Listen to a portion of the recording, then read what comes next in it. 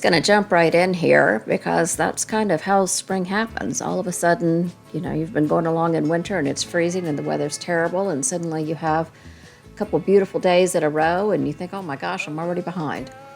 So here I am with my wonderful sister-in-law Pam, weeding, trying to get this bed ready to throw some onions in.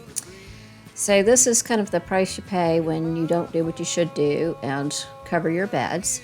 At the end of the season last year, I did not. I got most of them done. This was one of the last ones to pull out. This bed was loaded down with tomatoes. I had cherry tomatoes and slicer tomatoes in here. I also had onions. I had lettuce in the fall. I had ginger. I mean, this bed was packed. So I have drawn a significant amount of nutrition out of this bed. So you'll see once we get these weeds out of here and try to get this ready for the onions, you'll see that I have to add a good bit of nutrition back into this bed. What I'm doing here is removing the sprinkler system out of the way so that I'm preparing a little section of this bed. There's going to be an L shape that will have peppers in it eventually, but for right now I'm going to cut in a little rectangle for onions. I have ordered onions for the first time from Dixon Dale. Previously I've grown my own onions, but I thought this year let's just order some and see what all the fuss is about, see if they do any better. So I'm pretty excited about these. I ordered 2 bunches. I think a bunch is supposed to be 50 to 75 onions. And we ended up planting like 160 onions this day. So not only this bed, but pieces and parts of a couple of other beds. So right now we are digging out some roots.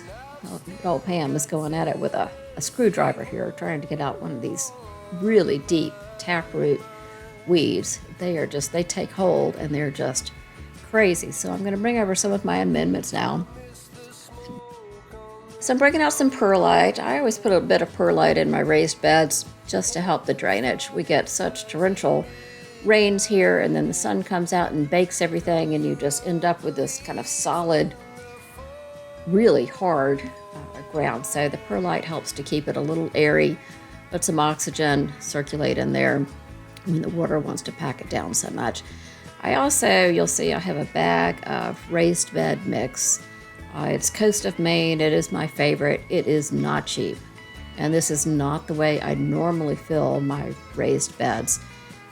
I have 8 of these raised beds that are 8x4, so I will get a bulk order of raised bed mix and some compost as well a little bit later in the season, but it's not here yet. So this one, I'm just going to use this bag of soil, and it's probably going to end up being a very good thing, because I do need a good bit of nutrition in this bed, because it's, it lived a hard life last summer. So here I am. I'm just going to break it up just a little bit. You can see that it's a little crusty on top. It kind of drives me a little nuts. So we'll rake it up just a little bit, and then I'll get some of the amendments in.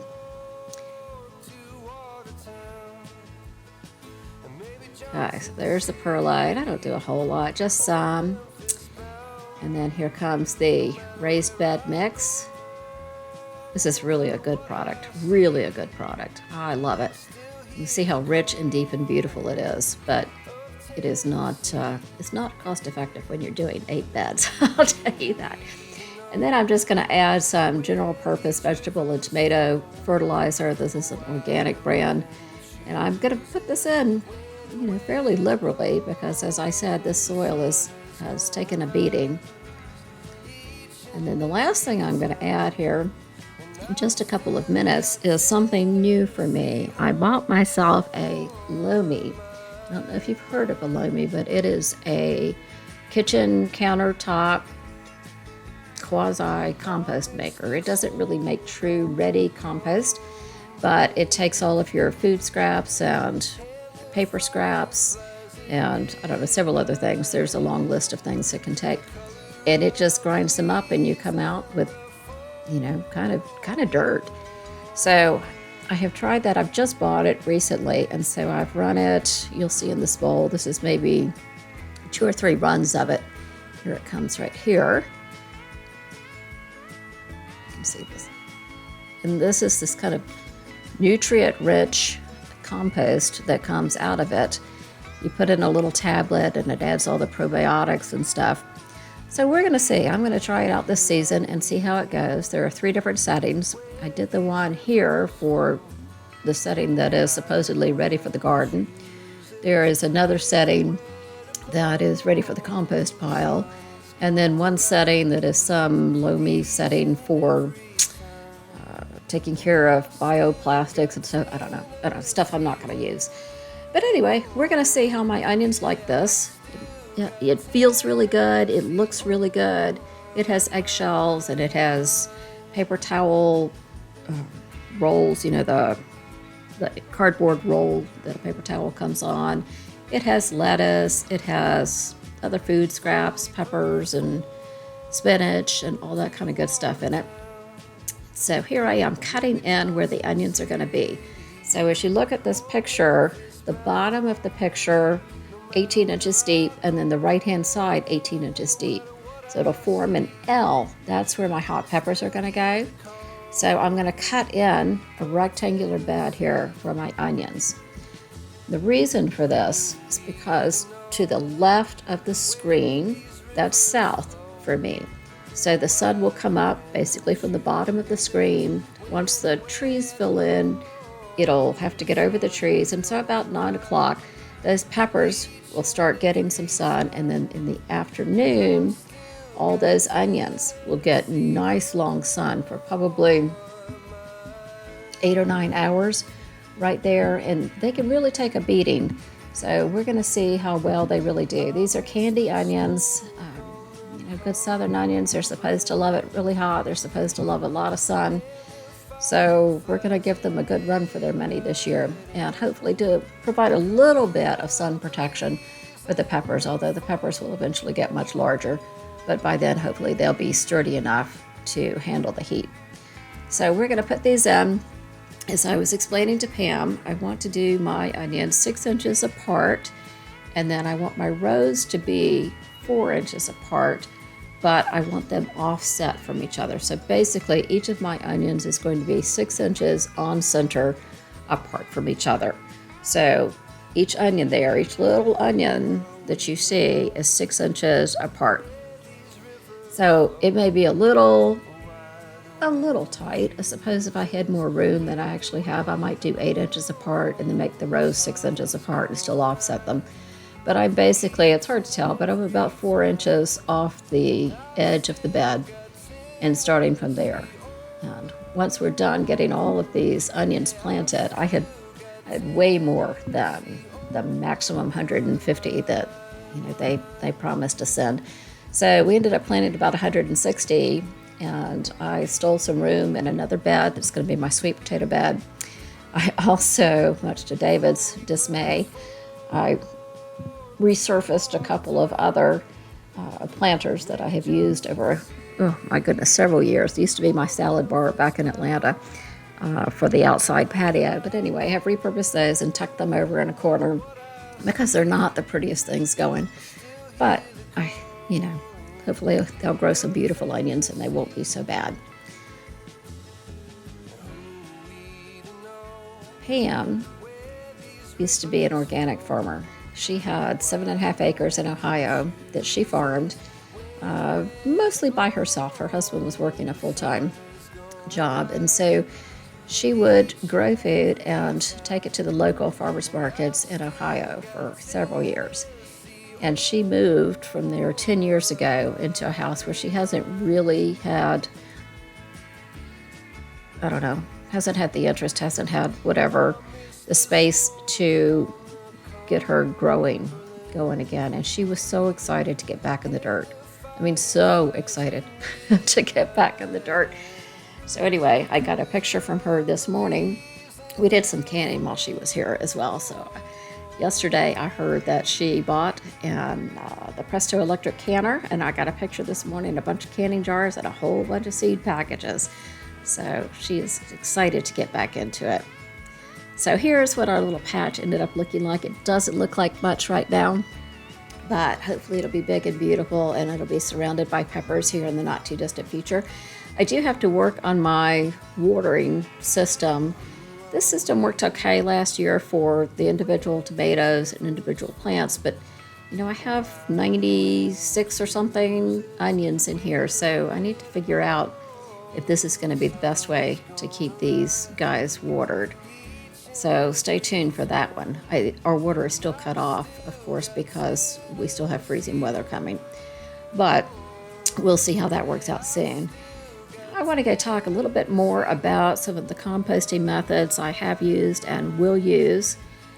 In my composting method for the past year or so, there are 3 of them, although the third one is off camera.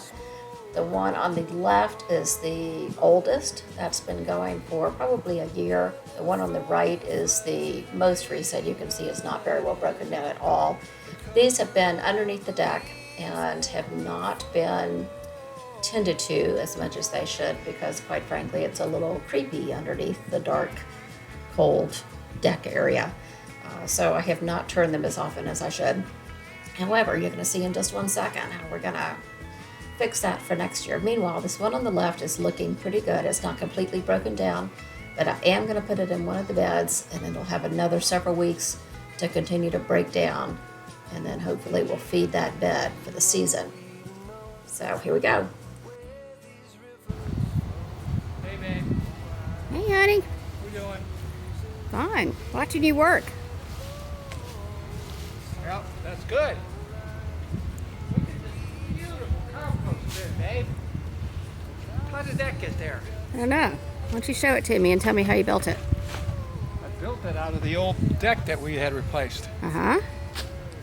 I basically just put 4 posts in the ground, put some slats in, put some chicken wire in, Okay. and make sure that you can always get in and out, and we can lock her up with that kind of slat. Perfect. Right? So that's my new compost bin, and it blends in so well. I know, because we use that old wood. It's really Yeah. pretty.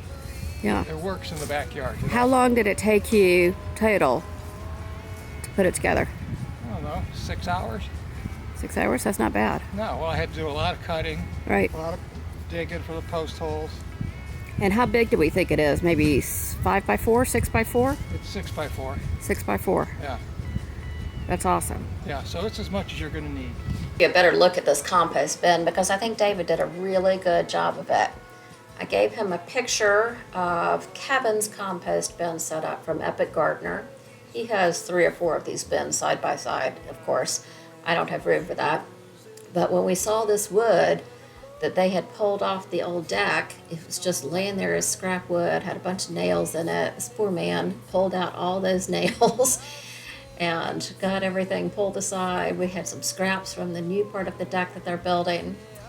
We put this wire, this is actually rabbit fencing, at least we use it as rabbit fencing around the whole perimeter. Look, I have some bok choy growing down in my compost bin. But anyway, he put this on here so that nothing falls out. We didn't have a ton of wood, but we had enough to do it reasonably well. And then he had to figure out how to do the slat system up here, and this works so easily. And I just love it, and I thank you, David, for my new compost bin.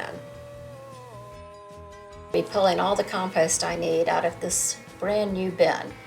In the meantime, for this year, I have one bin that you saw that is partially finished, and I'm going to put that in this one bed that is going to host my broccoli and Brussels sprouts here in the not too distant future. So I probably have 4 weeks or so before those go in. As you can see, this is not finished. We talked about it earlier, but I think it will be a very good mulch cover for this bed. It has another 4 weeks or so to continue to break down. So I'm going to spread this out, and we'll get this ready. You can see just on the other side of that wire fencing, that's my garlic. I don't have a whole ton of garlic because I don't have a whole ton of room to spare for such a long period of time. But anyway, the garlic is looking really good, and we're going to get this spread out, and I think it's going to be a nice base. And my brassicas are really going to enjoy this. I will have brassicas in a couple of other beds, and we will see if I can get my additional raised bed mix in time to get it in to give those a good head start as well. So that's it. I'm about ready for spring now. Let's get everything planted. Tell me how your garden is doing. Are you kind of in this mess that I am, where not everything was really tidied up as properly as it should have been last year, and there's a good bit of prep work going on that I probably should have done sooner. But anyway, I am so enjoying having my hands in the dirt, and I thank Pam for being here and helping me this past weekend, and I thank David for all of his help and all of his efforts and heavy lifting in the garden. So I'm excited to get growing. And thank you so much for being here, and I will see you soon. Each and every time, and I